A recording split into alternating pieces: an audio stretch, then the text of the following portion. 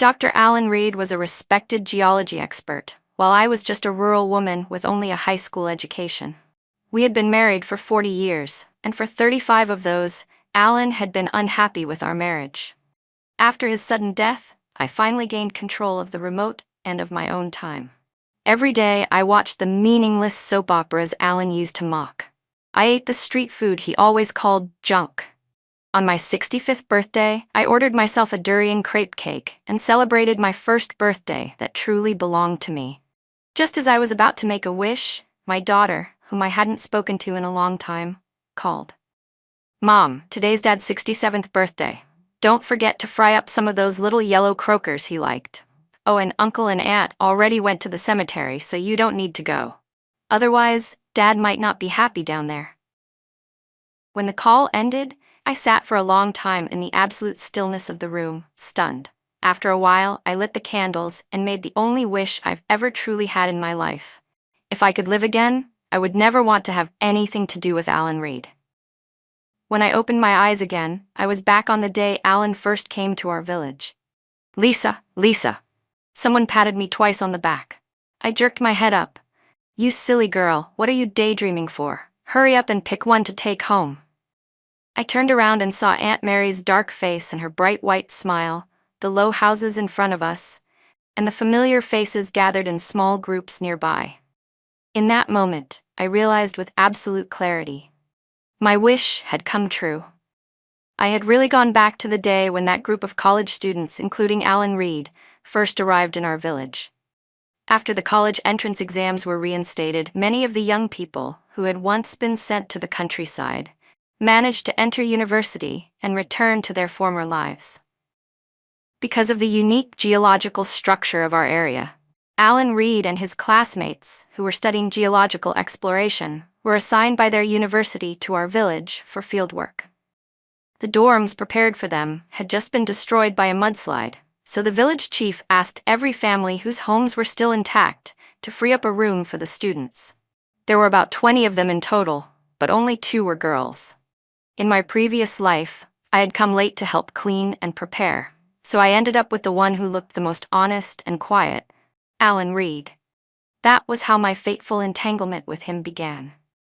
Now, seeing the 2 female students being claimed by enthusiastic village aunts, I hurried over and grabbed Aunt Mary, who lived next door. "Auntie, my dad's still out getting supplies and won't be back for a while. Can you let this sister stay with me instead?" Aunt Mary hesitated, but didn't refuse. "All right, but you should ask if she's okay with it." The girl Aunt Mary had chosen was named Lucy Miller. Unlike the other girl whose face I barely remembered, Lucy would later become Alan Reed's colleague for decades. When the rumors about Alan and Sharon White spread all over the institute, Lucy had stood up for me, speaking out on my behalf. True to her straightforward personality, Lucy didn't refuse. After a brief introduction, she picked up her luggage and followed me home. Even though decades had passed, I had walked this road home countless times in my dreams. The joy and sorrow of being given another chance stirred quietly in my heart. After settling Lucy into the room I had cleaned and prepared, I sat in the small, shabby shop and drifted into my thoughts. "Excuse me, can I get a bar of soap?" The voice from my memories sounded again. I froze and looked up, straight into the eyes of a much younger Alan Reed. When I just stared at him silently, he waved his hand in front of my face. "Hi." The scent of soap mingled with the damp air. I snapped back to my senses, picked up a bar of soap from the counter, and handed it to him. "What's your name? Have we met before?" Seeing the confusion and curiosity in Alan Reed's eyes, I kept my expression cold. "There are plenty of people who look like me. My name has nothing to do with you." Alan gave an awkward smile, then left, glancing back at me every few steps as he walked away. From the moment I heard his voice, my heart had been beating unevenly. I was terrified that Alan, like me, had also been reborn. But then I remembered what he had said the day before he died. "Lisa Green, the biggest regret of my life is marrying you. You ruined the future I should have had with Ava." Thinking about that, I figured if he really did have memories from the previous life, maybe it wouldn't be such a bad thing after all. Because of a heavy rainstorm, the road connecting our village to the outside world was washed out. It wasn't until the third night that my father finally came back, bringing a new shipment of goods. After greeting Lucy Miller, he called me into his room. "I heard a few of those college boys who came this time are pretty good looking," he said. "You'd better seize the opportunity, try to settle something before they leave." My mother had passed away early. My father turned down 7 or 8 women who wanted to become my stepmother, and raised me on his own. Maybe because of that, he always saw me as a child.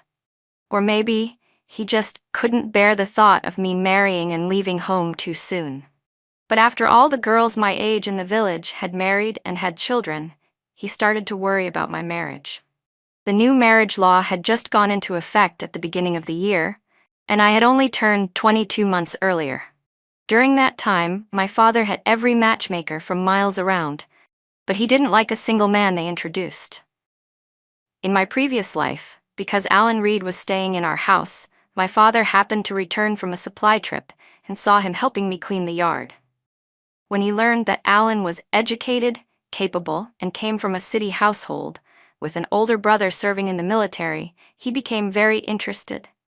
After that, he started creating opportunities for us to be alone together. Alan had never been in a relationship before, and during his stay in the village, he fell ill once. I was the one who took care of him the whole time. Not long after his group returned to school, Alan brought his parents to our home to propose. For the first few years after our marriage, things were actually quite good.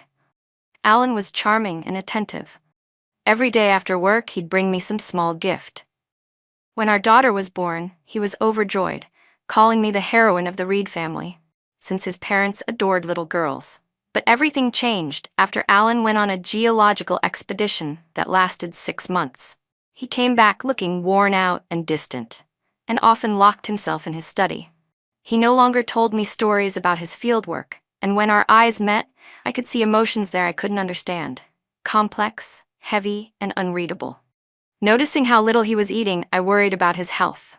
I dug up our once flower-filled yard and turned it into a vegetable garden, even keeping 2 chickens in one corner. To enrich the soil, I tried to find fertilizer, but when I couldn't, I began composting at home. That single act caused an uproar in the residential compound. It was the first time Alan and I had ever fought. I didn't understand what I had done wrong. Everything I did was for his health. Not until I met Sharon White in person did I begin to understand. After Alan was transferred to a new department, Sharon came to our home once. She knocked on the door while I was fertilizing the vegetable patch in the yard. My 4-year-old daughter ran to answer it, and when she didn't come back, I knew something was off. When I went outside, I saw them standing close together at the doorway, Alan Reed and Sharon White, talking quietly, their heads almost touching. Even though decades have passed, I can still clearly remember that day. Sharon White was wearing a simple white dress, her hair in 2 braids. The breeze lifted the faint fragrance from her body, washing away some of the unpleasant smell in the yard. Suppressing the strange feeling in my chest, I wanted to invite her into the house, but before I could even speak, Alan Reed covered his nose and grabbed Sharon's arm, pulling her back a few steps.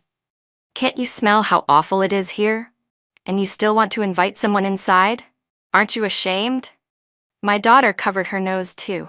She wanted to come closer but hesitated, whispering shyly, "Mommy stinks, but Auntie smells good."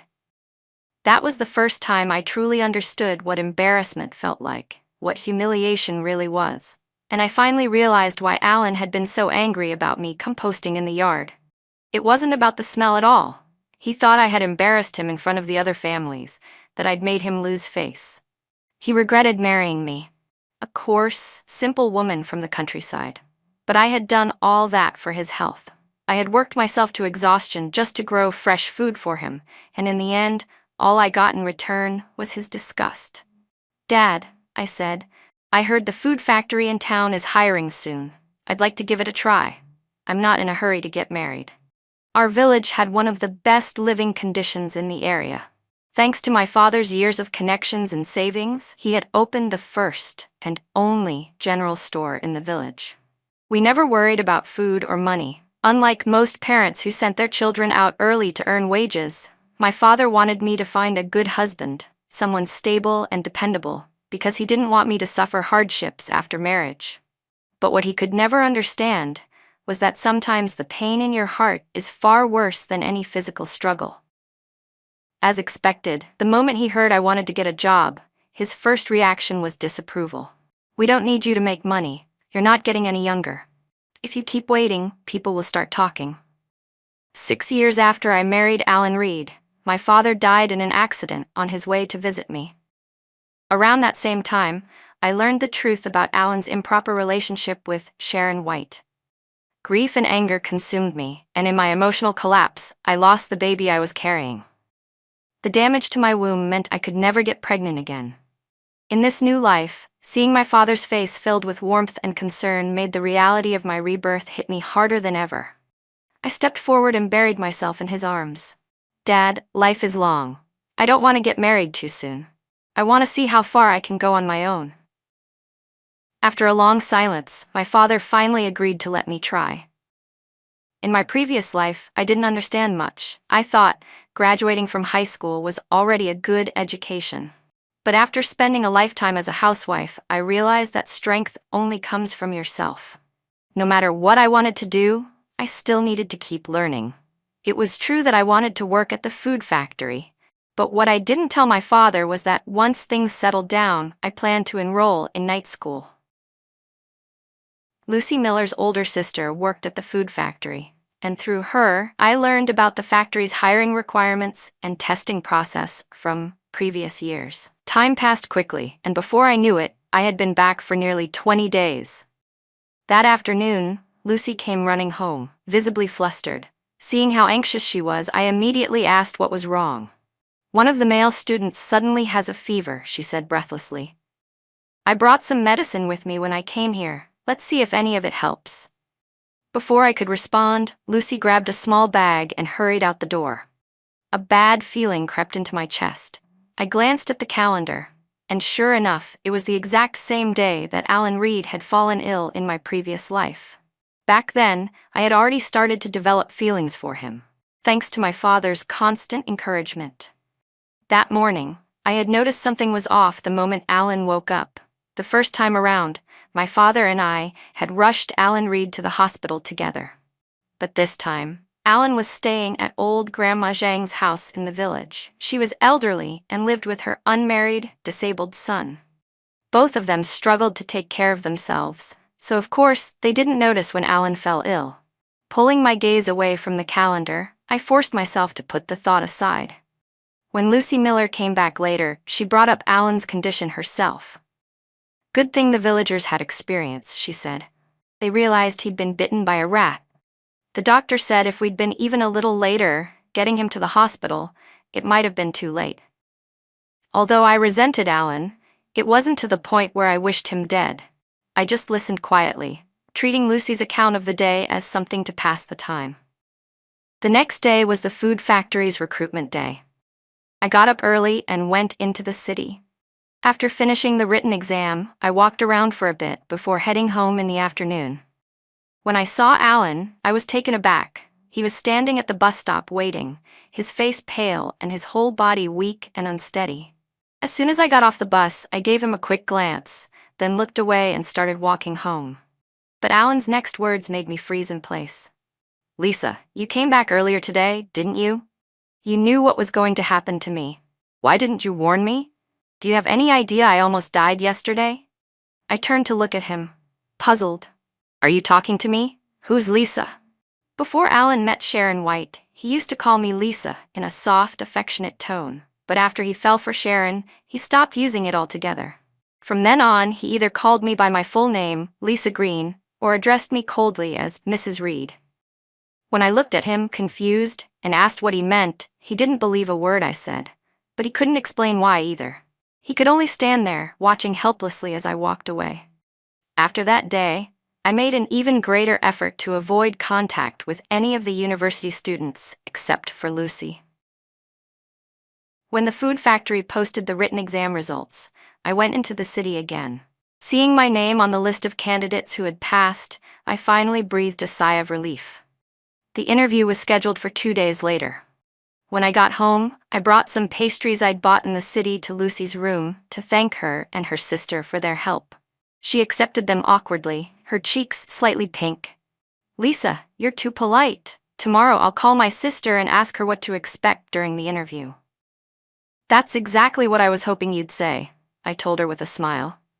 What I didn't expect was that when Lucy made that call, Alan Reed overheard her. On the morning of the interview, he intercepted me on my way to the bus stop, blocking my path. "Lisa Green, why are you pretending you don't know me? Things weren't like this last time. You've never worked a day in your life? You won't be able to handle this kind of job." Alan's voice was loud enough to draw attention from the people already on the bus. Feeling all those curious eyes on me, I frowned and shoved him back. "Are you out of your mind? What nonsense are you talking about? If you keep harassing me, I'll call the police and report you for indecent behavior." In those days, being accused of harassment was a serious crime. Even though Alan hadn't actually done anything inappropriate, my firm tone and the presence of so many witnesses left him no way to defend himself. People who had assumed Alan and I were close immediately changed their expressions. Seeing that, Alan could only swallow his anger and step aside, watching as I boarded the bus and rode away. Later, someone must have mentioned the scene to my father. When I got home, he said, "Don't worry, sweetheart. I went to speak with Alan's supervising professor. As long as I'm around, no one will dare bully you." I hadn't been afraid at all, but hearing him say that still filled me with warmth. Maybe being given a second chance was heaven's way of rewarding me a little extra. I passed the interview smoothly and completed all the paperwork for my new job. The food factory had dorms for employees, but new hires weren't eligible to stay there yet. Fortunately, with Lucy Miller's sister helping me, I managed to rent a small room near the factory. The rent was cheap, and even after paying for it, I still had plenty left from my monthly salary. Once everything was settled, I called my father to tell him my new address in the city. The moment I hung up, I went straight to the night school to enroll. As soon as I signed my name on the admission form, I felt lighter, as if the invisible thread that had bound me since my rebirth had finally snapped. I had officially stepped onto a completely different path from my last life. On my first day off, I carried a bottle of wine I'd bought for my father and went home to visit. When he saw how different I looked, radiant and full of energy, he was so happy that he had a couple of extra drinks. After I washed the dishes and came out into the courtyard, I saw him leaning back, gazing at the moonlight. "Do you see that?" he murmured softly, as if speaking to my late mother. "Our daughter's grown up, don't worry, as long as I'm still here, I won't let anything hurt her." Lucy, who was leaning against the doorframe, heard him and whispered to me, "Your dad's the most devoted man I've ever met. I hope someday I can find someone who loves me that much." I smiled, but didn't respond. Once, I had wished for the same thing. That's why I'd been so happy when Alan Reed and I first confessed our feelings for each other, so sure that love would last forever. And when I later discovered his betrayal, I had refused to believe it. Even though my father's devotion to my mother had made him the subject of gossip for years, I'd grown up surrounded by that kind of love and loyalty. Never once did I imagine that my own marriage would crumble so quickly after it began. In my previous life, I'd been bound by marriage for decades. This time around, I swore I would never let myself fall into the same trap again. I thought that once Alan finished his internship, our paths would finally diverge for good. But one evening after my night school class, I ran into him by chance at the school gate. The moment he saw me, he strode toward me. "You're still going to class? Lisa Green, what are you trying to do?" Because I'd stayed behind to ask the teacher a few questions, most of the students had already left. With no one around to see us, Alan dropped all pretense of restraint. "Just admit it," he demanded. "You were reborn too, weren't you?" I didn't understand why a man who had spent the final day of his previous life regretting marrying me would still be so obsessed with this question. But now that I had a steady job and a clear goal for my life, I decided to end things cleanly once and for all. "Yes," I said calmly. "So what? You regretted marrying me in the last life, and I regretted marrying you just as much. Since we've both been given another chance, you should go chase whatever it is you missed out on." instead of trying over and over to make yourself matter to me. Alan froze for a long time before finally speaking again, his voice shaking. How can you say that? What right do you have to regret marrying me? I never made you work a single day. I provided for you, fed you, sheltered you. You never suffered a bit. You're just a country woman who never even went to college. And yet my students called you professor's wife. You got your reputation and your comfort because of me. What right do you have to regret it? Alan's face turned red with anger, his neck stiff with pride. But as I listened to his accusations, I could only find them absurd. The further our marriage had gone, the wider the gap between us had become. He rarely came home, always out leading field expeditions or staying in the dorms on campus. Everyone said he was dedicated to his work, a role model of commitment and discipline. But no one knew. He stayed away because he didn't want to come home. I took care of our child and his parents all by myself, struggling through each day. Starting from the time Alan Reed turned 40, only half of his monthly salary ever made it into my hands. His parents needed money for medicine and doctor visits. Our daughter's schooling required money, and then there were the daily living expenses. I had to pinch every penny, unable to even save enough in a whole year to buy myself a new dress. In my previous life, the day after Alan's affair with Sharon White became public gossip, my father died in an accident. Then, after I lost the baby and damaged my health, Alan's parents forced him to kneel at my hospital bedside and swear that I would be his only wife in this lifetime. Maybe the rumors made life difficult for him at the university, or maybe guilt finally caught up with him. But Alan agreed. After that, he never mentioned Sharon's name again. To avoid suspicion, Sharon even applied to transfer to another department. But when Sharon's husband later passed away, Alan secretly rekindled his relationship with her behind everyone's back. He gave half his salary to Sharon and her child, and he spent all his spare time with them. Our daughter was only 4 years old when she began to understand that her parents' relationship was falling apart. When she turned 17, she saw it for herself. The father who said he was too busy to attend her birthday dinner was sitting in a restaurant with a young boy. A boy only a few years younger than she was. Even after being caught, Alan didn't try to hide it.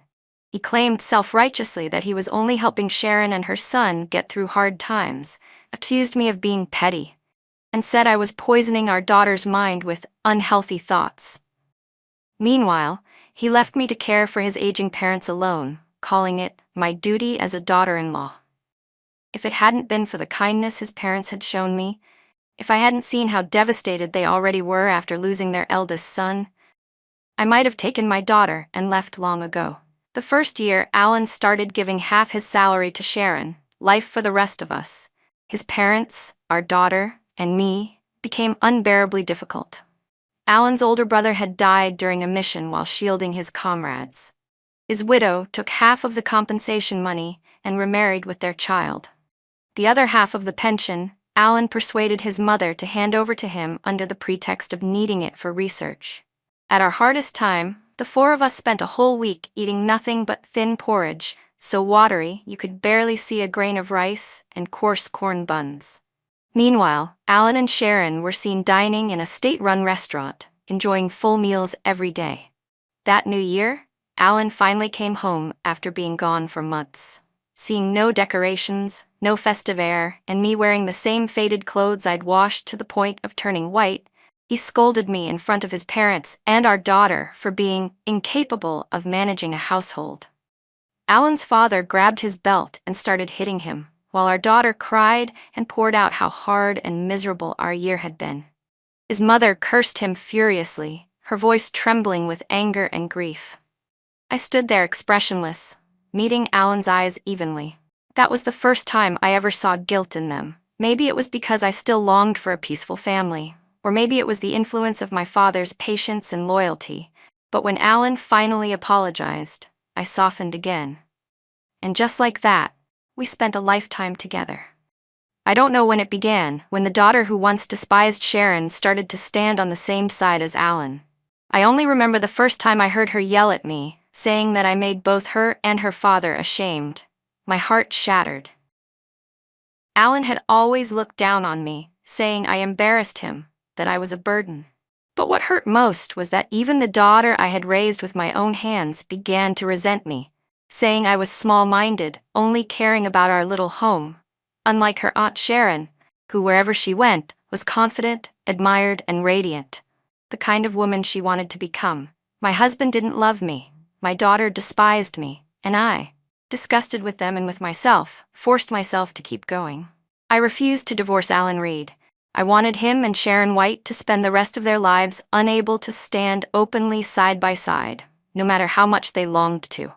After briefly revisiting that muddled, painful past life, I felt a chill settle behind my eyes as I met Alan's stunned gaze. I was your family's maid. Looked down on, ordered around my whole life. You think I should be grateful for that kind of trash existence? Without waiting for his response, I turned and walked away, ignoring whatever else he shouted after me. From then on, my days fell into a steady rhythm. Work, study, rest. It had been decades since I'd last studied, and I'd forgotten most of what I'd learned in high school. But I refused to give up. I believed in myself. Outside of working hours, I didn't waste a single minute. If I wasn't reading, I was doing practice exercises. I had no intention of staying at the food factory forever. My goal was to earn and save enough money to bring my father to live in the city. During my breaks, I quietly gathered information about prices, rental costs, and potential business spots. There was an open market not far from the factory, an ideal place for my father to set up a small stall. Life in the village wasn't bad, but in my last life, my father had never truly known comfort, even to his dying day. Now that I had another chance, I refused to waste it. I wanted to change his life, to let him see more of the world beyond our small village. After asking around, I learned that it was now possible to apply for an individual business license. So on one of my days off, I went back home to discuss it with him. At that time, the government neither supported nor prohibited small private businesses, so to be cautious, I wanted to see if he could find someone to help with the paperwork. When I told him my plan, my father was silent for a long time. Worried he might not agree to move to the city, I decided to play my strongest card. Dad, I said, I'm planning to take the college entrance exam next year. I've been going to night school every day. But my classes finish pretty late, and not long ago, a thug tried to follow me. Before I could even finish, he slammed his hand on the table. Then we're going, no question about it. My daughter's out there working hard to build a life. How could I hold her back? Tomorrow, I'll go with you to the city, and we'll get that license taken care of. My father had once been a soldier, and even after leaving the army, he stayed in touch with comrades working in different fields. Hearing him say that, I knew the battle was half won. He'd already decided to move to the city. At first, my small rented room was barely big enough for one person. But now that my father was on board, I started looking for a larger place. I asked around through my coworkers and found one near Lucy Miller's home. While I was negotiating rent with the landlord, Lucy happened to see me. Lisa, are you moving here? She asked excitedly. I nodded. Yeah, that's the plan. Her face lit up. That's great. Now I can come by and talk to you all the time. You have no idea how much gossip I've been saving up with no one to share it with. People back then were generally more reserved. They kept things bottled up. Lucy, 2 years older than me, had already shared plenty of stories back when she stayed in my home, mostly about her classmates and her sister. She'd said her sister didn't like listening to her chatter, and she couldn't find anyone else to talk to. Without Alan Reed in my life, everything seemed to move forward so smoothly.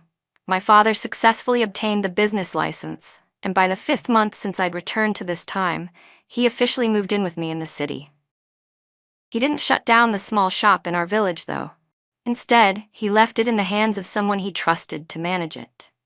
He already had plans of his own. Once the license was in place, he wanted to rent a small storefront and start fresh in the city. My father had retired from the army through a business discharge, and when he left service, the government gave him a small sum of money.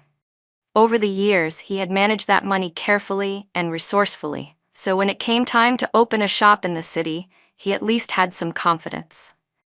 But after asking around and learning about the high rent prices for storefronts and the challenges of doing business in the city, his enthusiasm began to fade. That was when I handed him all the money I had saved and told him my plan. "Dad, don't worry too much about the money. I'm planning to leave my job.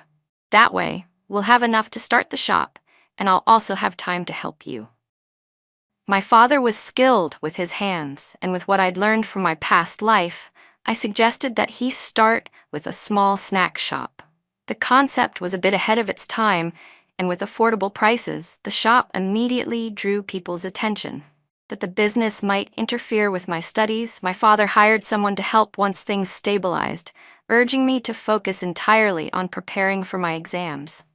During this period, Lucy Miller brought me plenty of gossip, among them news about Alan Reed. "Remember that guy who got bitten by a rat?" she asked one day. I nodded silently. Lucy continued, "No idea what's gotten into him. A while ago, he insisted on joining a newly formed geological exploration team in the neighboring province. He'd only been there for less than a month before he suddenly demanded to come back. Our teacher had originally arranged a good position for him, but now every time his name comes up, the teacher just shakes his head." The place Lucy mentioned happened to be Sharon White's hometown. So, it seemed Alan was trying to recreate his past, planning to meet Sharon earlier this time. But for some reason, he ended up coming back instead. A few days later, Lucy shared more gossip, and piecing it together with my memories from my previous life, I finally understood the full story. In my last life, when Alan met Sharon, he was already somewhat accomplished. Sharon, ignoring the fact that he was married, had approached him willingly, hoping to secure herself a better life. But in this life, Alan was nothing more than a freshly graduated college student. No power, no money, no influence. When he found Sharon, she happened to be walking with another man. Alan didn't think much of it, assuming Sharon would still act toward him as she had in the past, gentle and charming. What he didn't know was that the man was Sharon's childhood sweetheart. Alan's sudden intrusion ruined their rare chance to spend time together.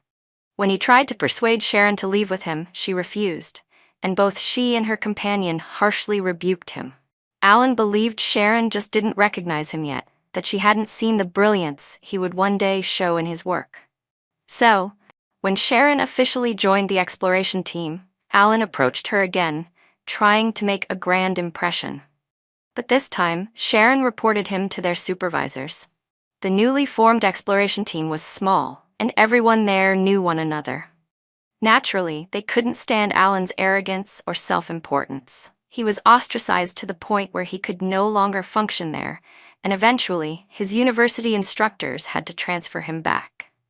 That winter, several snowfalls blanketed the city.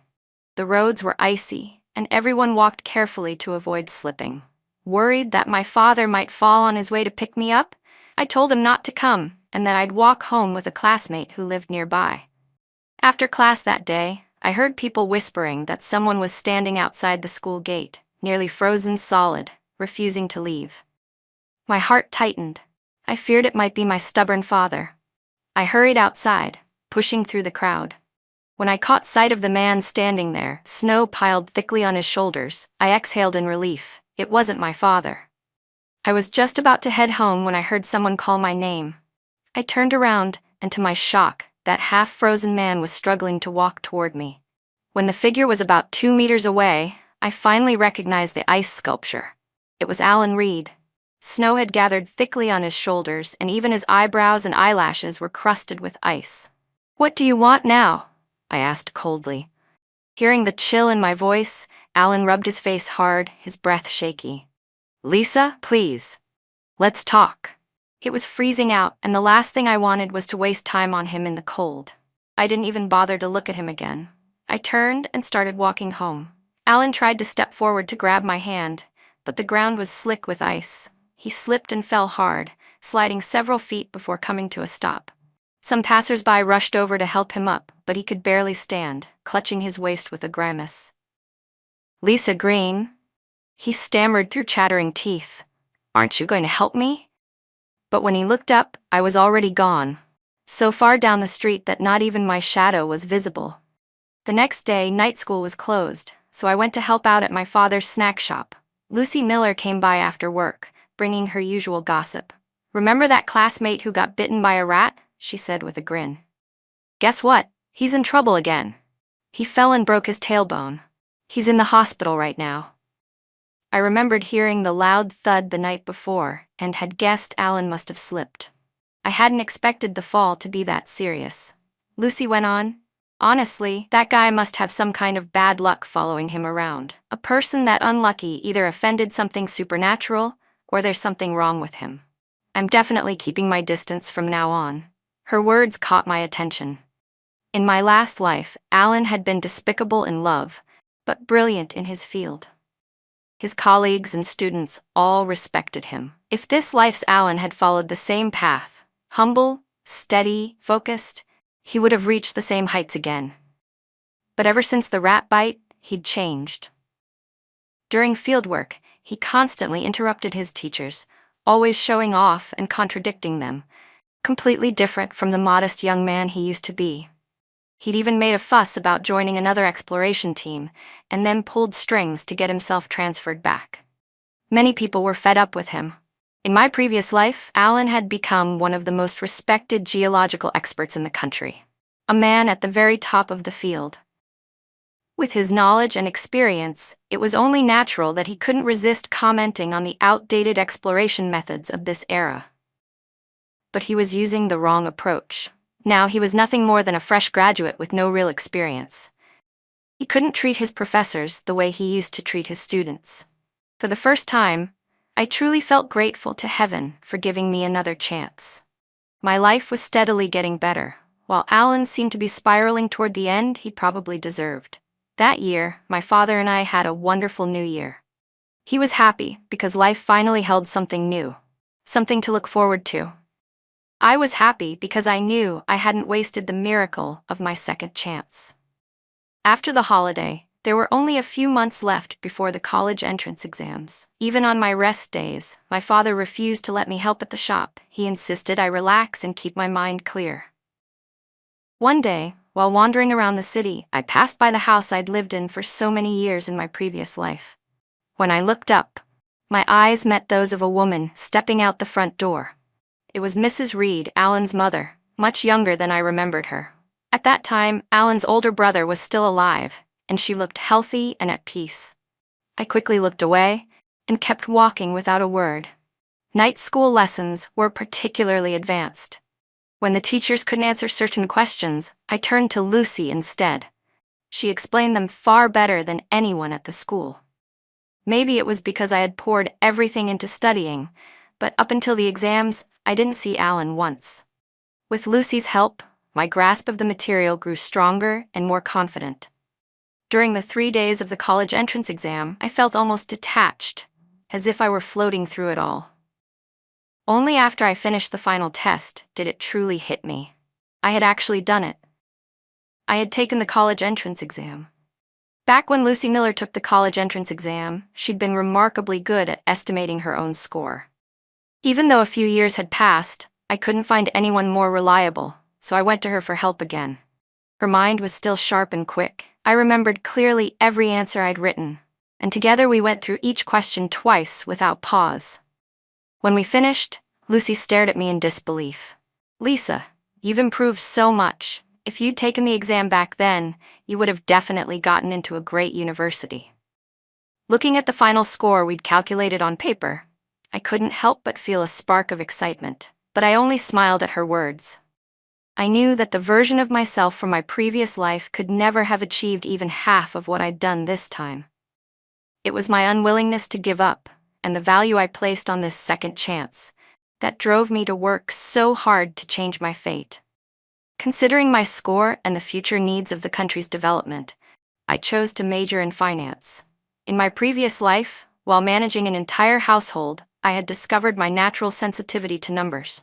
This time I had intentionally focused on math and practiced relentlessly, and I realized I truly had a talent for it.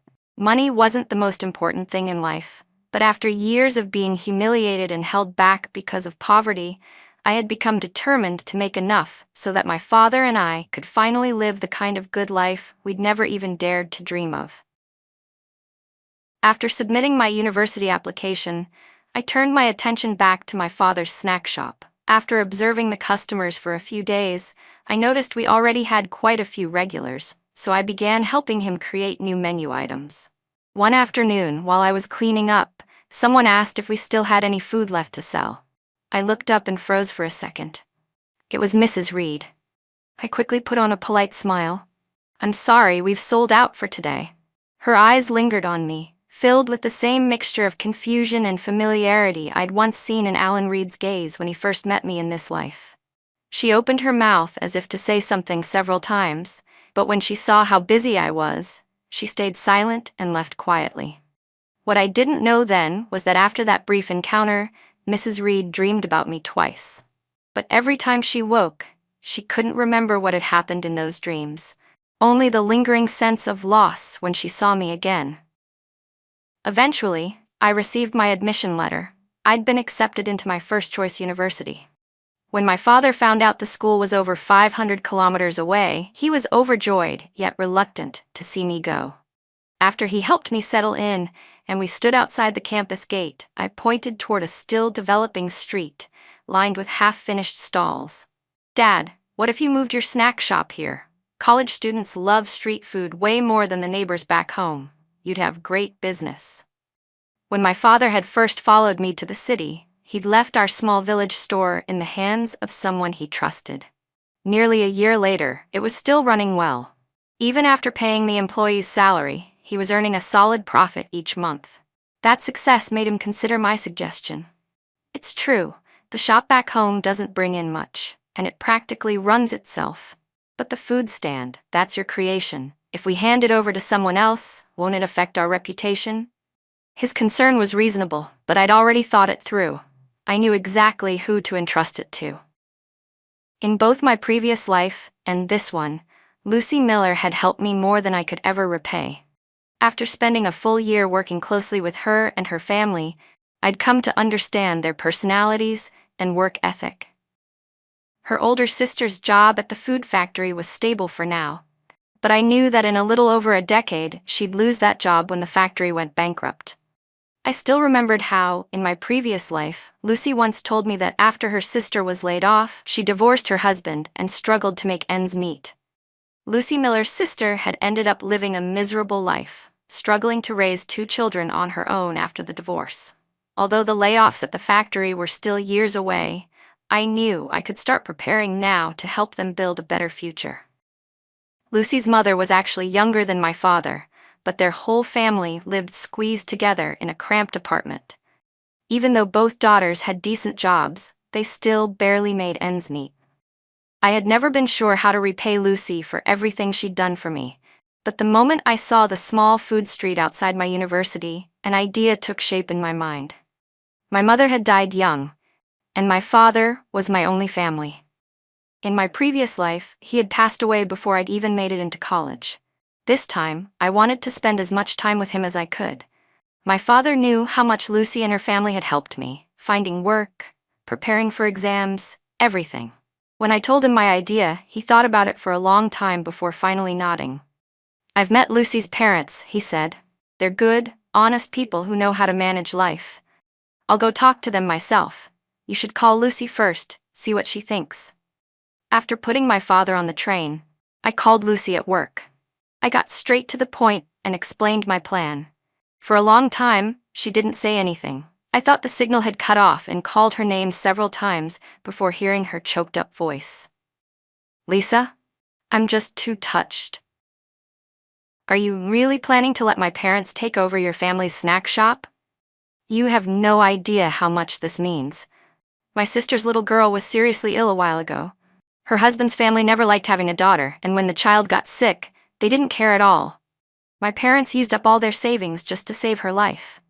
Honestly, my dad's been out doing odd jobs these past few days to make ends meet." That only confirmed my decision. Part of the reason I'd wanted to help Lucy's family was because her parents reminded me so much of my own father. They never favored sons over daughters, and treated every child with equal love and sacrifice, even if it meant living a hard life themselves. Before I could bring up the profit-sharing arrangement I'd planned, Lucy spoke again. Don't worry, Lisa. My parents would never leak your family's recipes. They'll just help your dad run the shop and take a normal salary.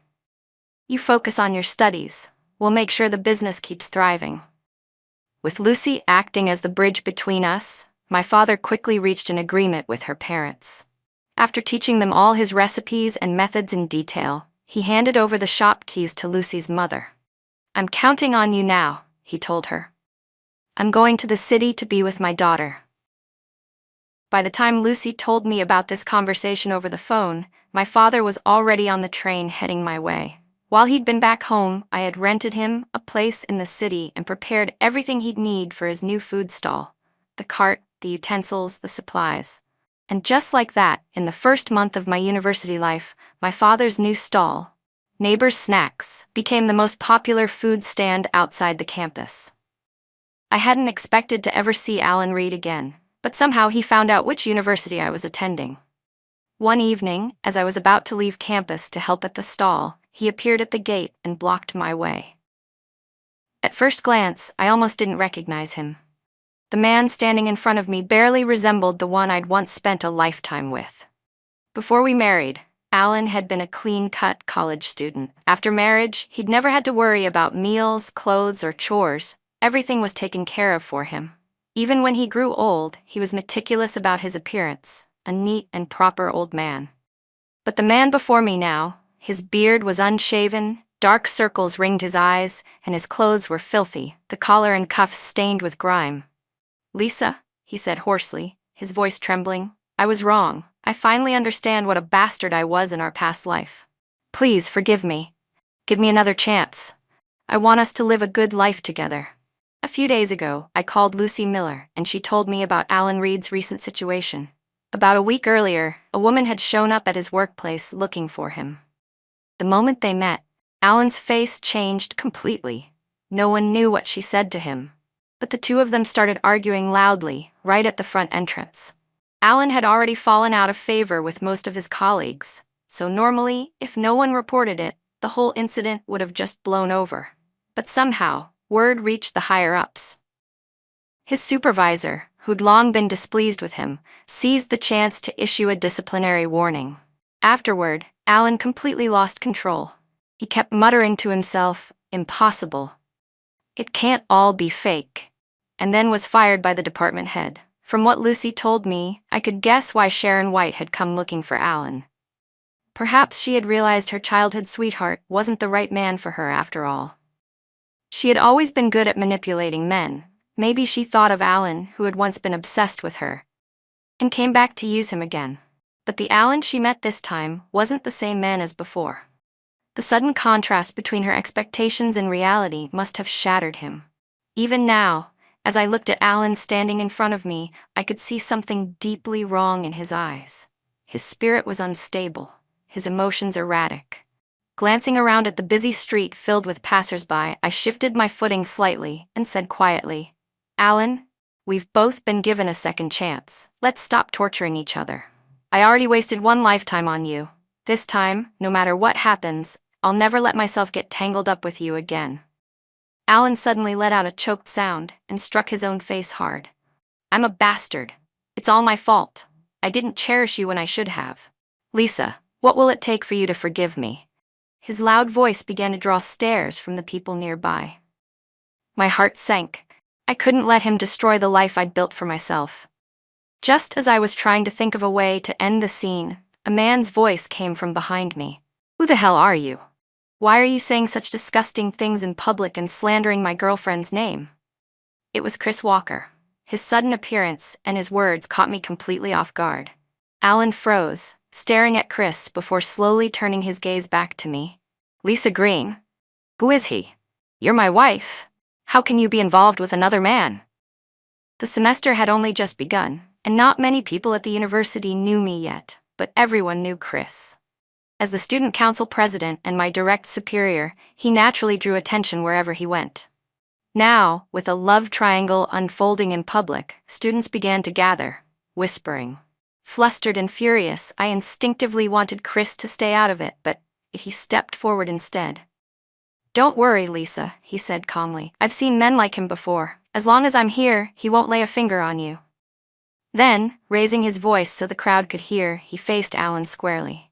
You're harassing her in public and spouting nonsense. Who exactly do you think you are? His clear, firm tone made the onlookers murmur among themselves. The strange looks people had been giving me shifted instantly into disapproval directed at Alan. Alan's face flushed with anger. Lisa Green, tell them yourself. Are you really going to pretend you don't know me? In this life, apart from his short research stay in my village years ago, Alan and I had no connection whatsoever. No one here knew that we had once been husband and wife in another lifetime. So I widened my eyes, putting on a panicked expression, and shouted hoarsely, I don't know you. You keep showing up and saying crazy things. What do you want from me? I told you, if you keep harassing me, I'm calling the police.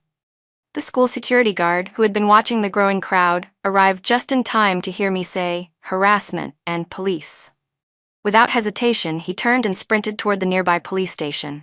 Moments later, 2 officers came running back with him. The moment they appeared, the noisy crowd fell silent. Alan stared at me in disbelief. Lisa, you're serious? You'd call the cops on me? I'm a professor. You a peasant woman who got lucky enough to marry me. You should be grateful. I didn't need to say another word. The officers had already stepped between us, and the disgusted looks from the crowd said everything that needed to be said. The moment Alan Reed shouted those words, everyone around could tell there was something seriously wrong with him. The police quickly stepped in and led him away from the crowd, but Alan kept turning his head back toward me, shouting at the top of his lungs. Lisa, tell them to let me go. I'm your husband. You can't do this to me. Chris Walker spoke up firmly, his tone calm but commanding. As everyone can see, this man's clearly unstable. Nothing he says can be trusted. Please, everyone, don't misunderstand or spread rumors about her. Chris was highly respected on campus, so the moment he spoke, the tension eased. People in the crowd began murmuring their support. Don't worry, we get it. Lisa's the one being harassed here. Yeah, no one's going to hold this against her. I'll remember that guy's face. If he ever comes back to bother you, just shout. We'll help you. As the crowd gradually dispersed, I watched Chris walking at the back. His composure, the quiet authority in his voice, it made me pause. Then he turned to me, his expression soft but serious. Lisa, about what I said earlier, what do you think? I froze, realizing he was referring to the words he'd used to defend me, calling me his girlfriend. My face flushed hot. I know you were just helping me, I stammered quickly. Don't worry, I won't take it the wrong way or tell anyone. He shook his head gently, cutting me off. That's not what I meant. His lips curved into a faint smile, but his gaze held an unmistakable sincerity. Lisa, from the moment I first saw you, I liked you. Would you let me have the chance to take care of you? For a moment, my heart stopped. 2 lifetimes, and this was the first time anyone had confessed to me so earnestly. I panicked a little, unsure what to say. My mind went blank. Seeing my awkward silence, Chris smiled again, his voice softening. You don't have to answer right now. Take your time. I can wait. By my sophomore year, my father had managed to rent a small storefront just across from the university. Around the same time, with the help of my professors and Chris, I started a small side project. It ended up earning me a decent amount of money, quite a lot for that era. When Chris confessed to me for the 3rd time, I finally said yes. Unlike Alan Reed, he respected me. He gave me space to grow and supported me in every way he could. When I was tired, he was there with quiet strength, never demanding, never controlling, just steady, reliable warmth. As for Alan, one day I overheard the campus security guard mention him. They said his family had taken him back home, then sent him to a mental hospital. Every tear that falls today might just be the debt of a past life. Once they made someone cry, now it's their turn to suffer. But tell me, how many tears does it take to pay for a broken promise? You're listening to Tiny Storytime YT.